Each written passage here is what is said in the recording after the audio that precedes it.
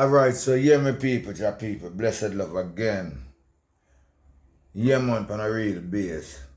You guys remember earlier on in the year, coming down was really close when we first, well, it was the first time we discovered that gold is in Jamaica, but it was a public debate, it was a public thing that was going around the public that, yeah, find gold in Jamaica now. And one of our ministers, I forgot his name, came out and bluntly tell the Jamaican people that no gold is here and they forget about that and they better talk about it no more. We still hold on to it and say, okay. But we keep an open mind and open eyes because we believe that gold is beneath our soil. Not only raw gold by itself, we're even talking about the bauxite industry, like the aluminum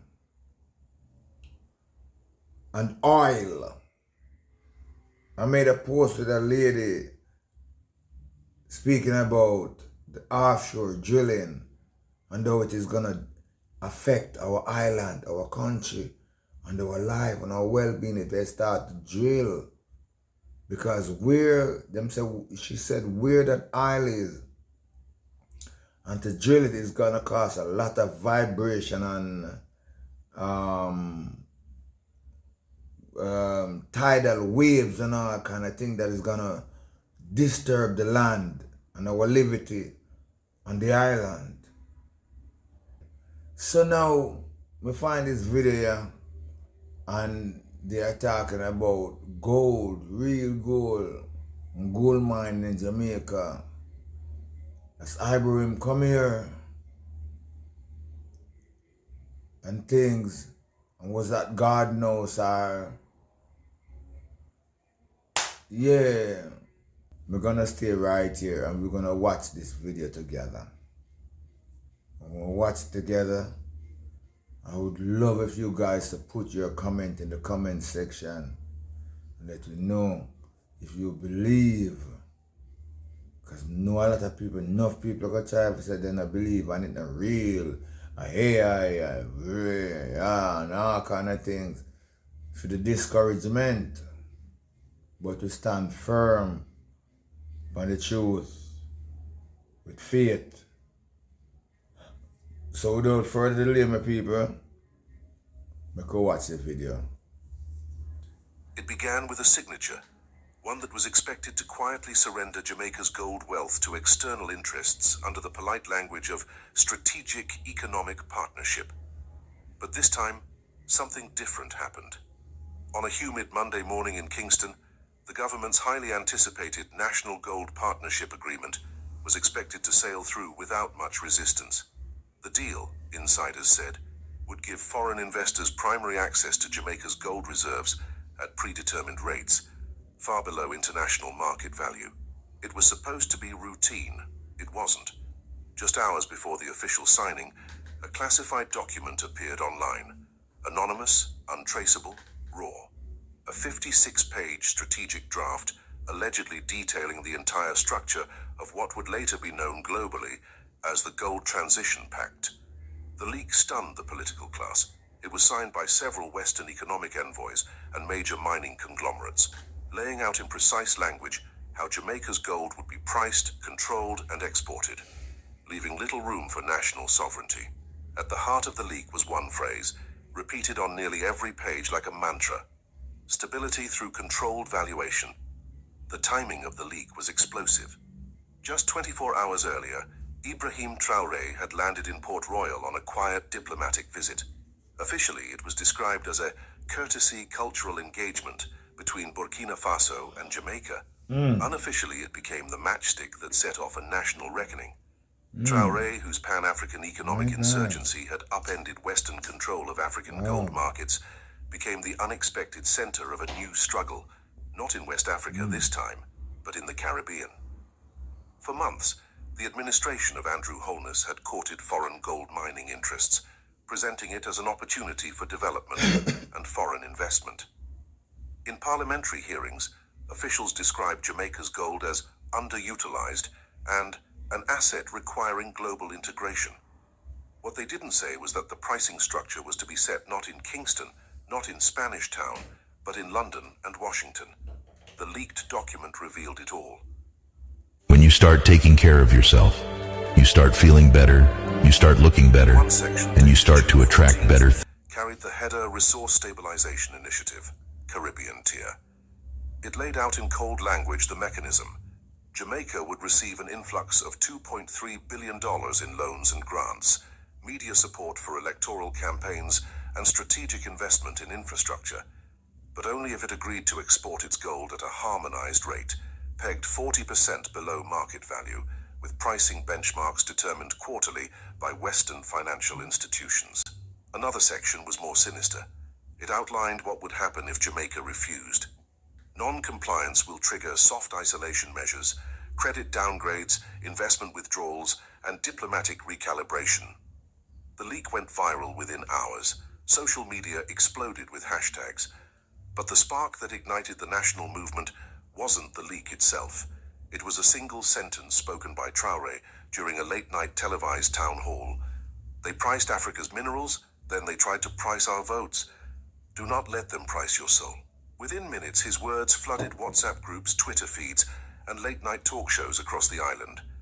In rural Clarendon, elders repeated it at village meetings.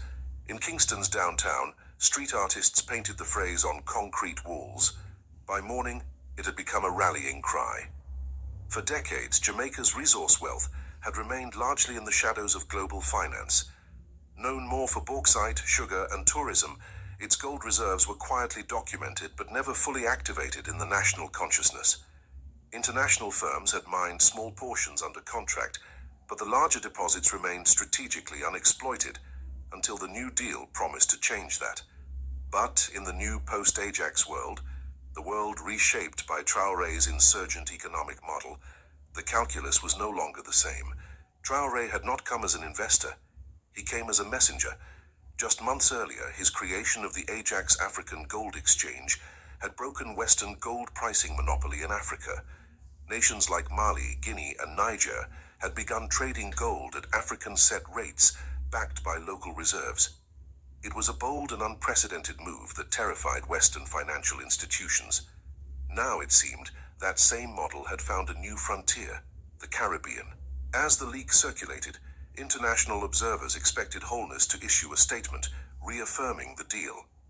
Instead, he hesitated. Behind closed doors, reports suggest several ministers began to panic. The leaked documents had not only revealed the pricing structure, but also confidential communications between Jamaican officials and Western lobbying groups, some promising political campaign funding in exchange for policy alignment.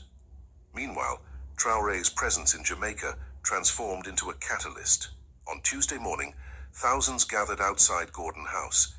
It wasn't organized by unions or political parties. It was spontaneous.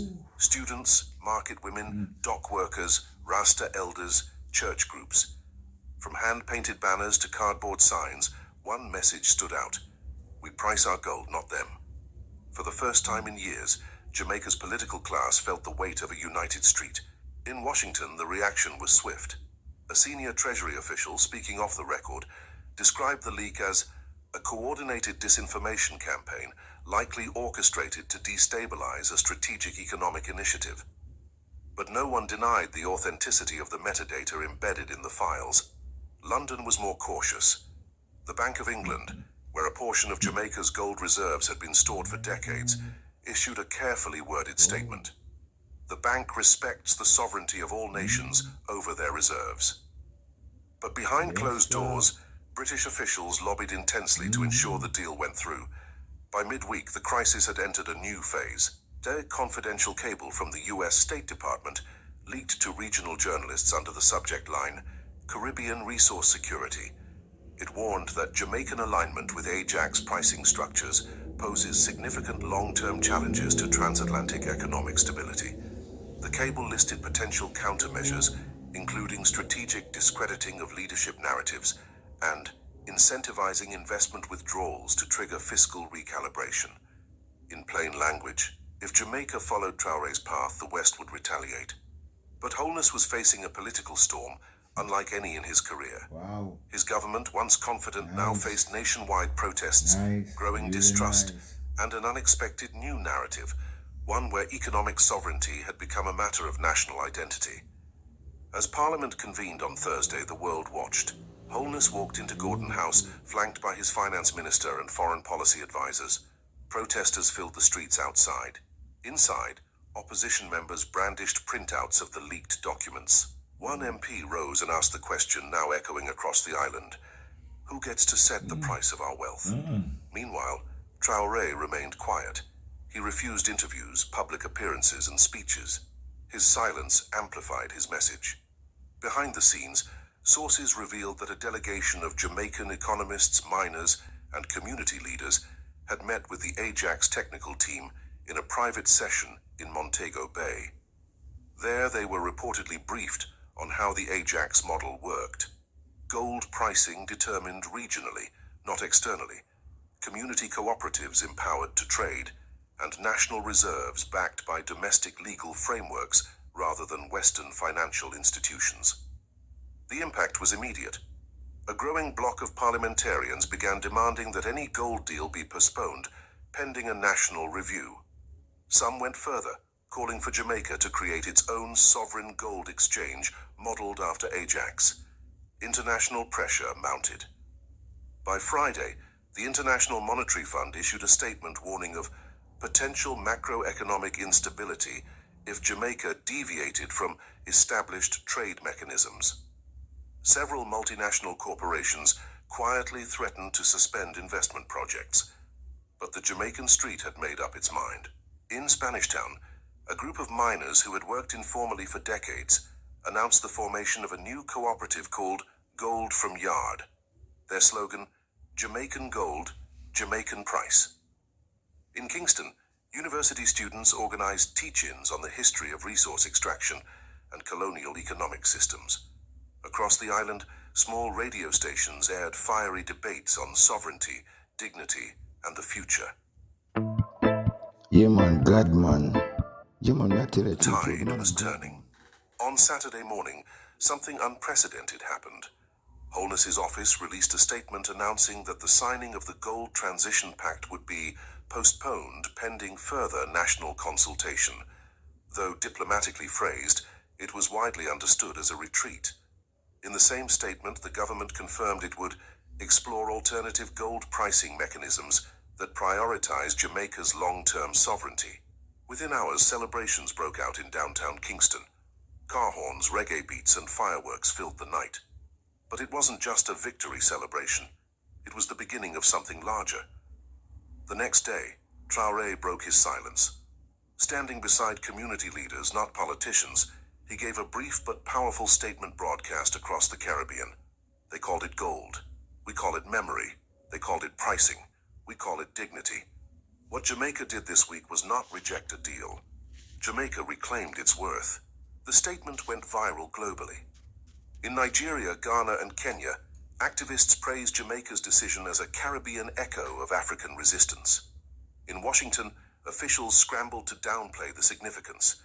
But in financial circles, alarm bells rang. A confidential memo from a London-based investment firm warned the Jamaican event could set a precedent for gold valuation sovereignty in resource-rich Caribbean nations. The risk of contagion is high. They were right. Within a week, Haiti's transitional government announced it would review its mineral agreements. The Dominican Republic's opposition demanded hearings on foreign mining contracts, and Trinidadian economists began debating the feasibility of a regional gold exchange. But in Jamaica itself, something even more powerful was unfolding: economic imagination. Grassroots groups launched a campaign to create a Jamaica gold sovereignty framework. Modeled after Ajax, it proposed transparent pricing, community cooperatives, and gold-backed reserves stored within the country. The slogan of the movement, "We don't just own the gold, we own the meaning." Meanwhile, the blowback came swiftly. Western NGOs suspended planned democracy support programs in Jamaica. Credit rating agencies downgraded the island's outlook, citing political risk. Mining equipment shipments were delayed at foreign ports, and a barrage of op-eds appeared in major US and UK newspapers, warning of economic instability and authoritarian drift. But Jamaica had tasted something more powerful than fear: ownership. Community-based trading experiments began in small towns, using gold grams as units of exchange. Artisanal miners who once sold their gold to foreign intermediaries started forming local unions. Financial analysts in Kingston, once skeptical, began drafting frameworks for sovereign valuation. In a historic parliamentary session 3 weeks after the leak, Holness addressed the nation. "We have learned a hard truth. A nation that does not set the price of its wealth does not own it. Today we begin the process of ensuring that Jamaica not only owns its gold, but defines its value." His words, echoing a line first spoken by Traoré months earlier in Burkina Faso, signaled a seismic shift in Jamaican economic policy. By early summer, Jamaica announced the creation of the Caribbean Gold Sovereignty Initiative. Though still in its early stages, it aimed to establish a regional trading platform, independent from London and New York, to set Caribbean gold prices. Negotiations began with Ajax for technical support. Washington responded with increased pressure. A State Department official described Jamaica's actions as a concerning alignment with destabilizing global actors. But within Jamaica, the narrative had changed forever. Students wore T-shirts with the slogan, "We price our worth." Radio hosts debated the implications of gold sovereignty on tourism, agriculture, and trade. Economists who once dismissed resource nationalism now spoke of economic self-definition. Then came the moment that made headlines worldwide. At the Caribbean Union Economic Forum, Traoré and Holness appeared on stage together. Months earlier, they stood on opposite sides of a global struggle over gold pricing. Now, Holness declared, "Jamaica is ready to explore new models. Models where we are not spectators in someone else's valuation table. Models where our people decide." Traoré simply smiled. The forum ended with the signing of the Port Royal Accord, a non-binding but symbolic agreement among several Caribbean nations to pursue regional economic sovereignty in mineral wealth. It sent shockwaves through international financial markets. Gold futures wavered as investors questioned whether London and New York could maintain control of pricing mechanisms if more nations followed Jamaica's lead. Let's build something with AI today, right here. In a hearing before the US Congress, one senator declared, "What happened in Jamaica is not about gold, it's about control slipping through our fingers." But in Jamaica, the mood was different. Rural farmers began discussing gold-backed microloans. Artisans talked about creating jewelry stamped with Jamaican price. Young people who had once felt excluded from economic discourse began to see themselves as stakeholders in their nation's wealth. The climax came on the one-year anniversary of the leak. Tens of thousands gathered in Emancipation Park. No political party banners, no corporate sponsors, just people. An elder from St. Mary took the stage and said, "They came to price us, but we priced ourselves first." The crowd roared. The ripple effects reached South America, Asia, and even Europe. Bolivia announced a resource sovereignty review. Vietnam expressed interest in joining a gold sovereignty dialogue. Even some progressive economists in Europe began questioning why valuation power should be centralized in Western capitals. Back in Washington, a National Security Council memo labeled the Jamaican event as a precedent-setting act of valuation defiance with potential global multiplier effects.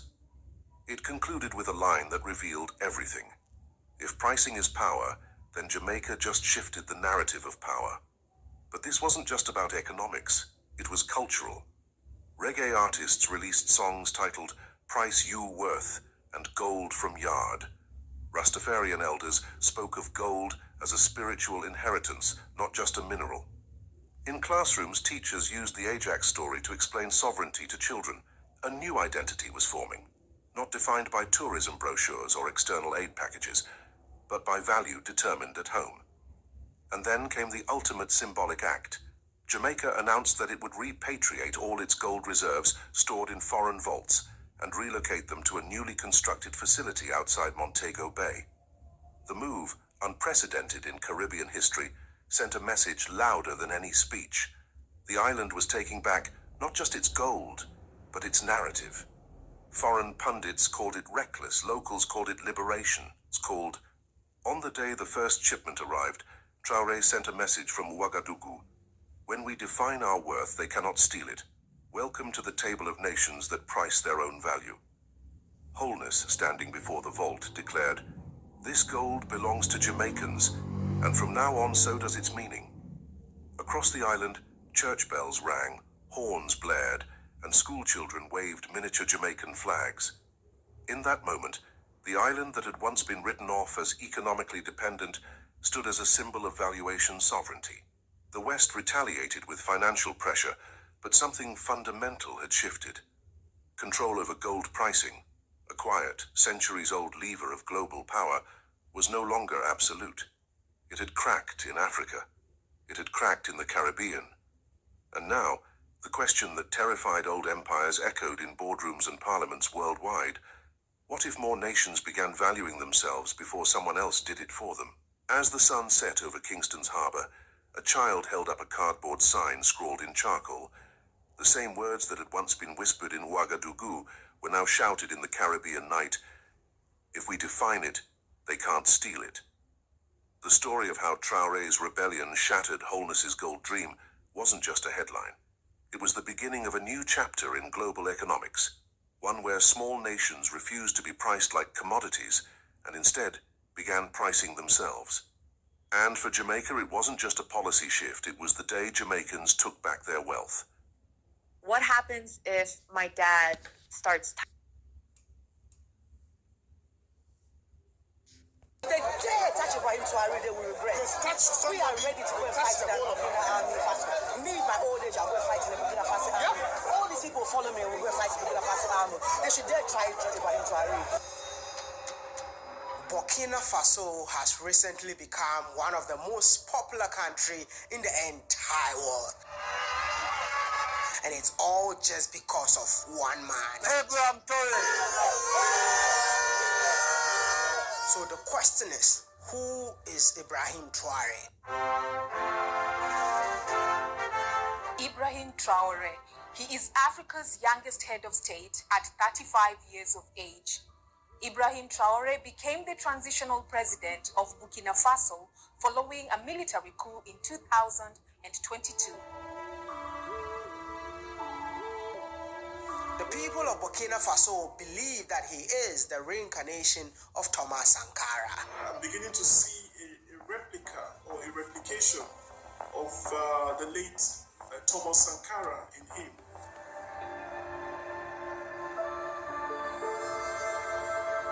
What do you think of your president? Let's say I'm from the generation who got the chance to know Thomas Sankara. Oh. And I think I'm one of the luckiest generation. I am from the luckiest generation who is living life a second reincarnation of Sankara. Oh man, we love him. We love him so much. He's the definition of a real leader, and his commitment to take us out of poverty and his commitment to take us out of insecurity is the main reason why we love him. And the way he thinks, the way he acts, the way he speaks, it's like Thomas Sankara. And what we will love, like, because what happened to Thomas Sankara, we don't want the same thing to happen to him. Since the day Mind Power Record. I gate. This one is great. Hey, Ouagadougou City. Burkina Bay. African sovereignty. We will want it. Africa, Africa, want to go to Africa. Me no need no passport and me no need no visa. Just a pocket full of money fi go spend in Africa. Pass Jamaica, put and touch the high water. Africa, Africa, want to reach Africa. Me no need no passport and me no need no visa. Just a pocket full of money fi go spend in Africa. Pass the airport, touch on the high water. And Africa is calling, I'm coming, mama. Muhima Gaddafi, I'm coming, dada. Ibrahim Traore, I'm coming, papa. King Selassie, I ain't set the order. From we down in Ethiopia. The African Union, I get stronger. But we not no more time for waste in Jamaica. We not no more time for waste in America. Motherland, I rise up and she get much better. No more worry, gold, them can't take from ya. We even them one with diamond and with silver. And them can't dehumanize me with sons and daughter. We know have to serve it to colonize master. Hope them understand that we are all human. And I got Almighty him give with this land. But there was some other nation next like the next one. Mother Africa, claim your freedom. Claim your freedom. Africa, Africa, want to go to Africa. Me no need no passport and me no need no visa. Just a pocket full of money fi go spend in Africa. Pass Jamaica, put up on the high water. Africa, Africa, want to go to Africa. Me no need no passport and me no need no visa. Just a pocket full of money fi go spend in Africa. Pass Jamaica, put up on the high water. Africa, Africa, want to reach Africa. Me no need no passport and me no need no visa. Just a pocket full of money fi go spend in Africa. Pass Jamaica, yeah, put touch the high water. Africa, Africa, want to go to Africa. Me no need no passport and me no need no visa. Just a pocket full of money fi go spend in Africa. Here we start. Liberation, you know me have my own farmland. Plant all me can, reap all me can. Eat and trade and sell all me can. Me cannot go wrong, me cannot go wrong. Liberation time, back to the motherland time. For me live like I'm here the bar.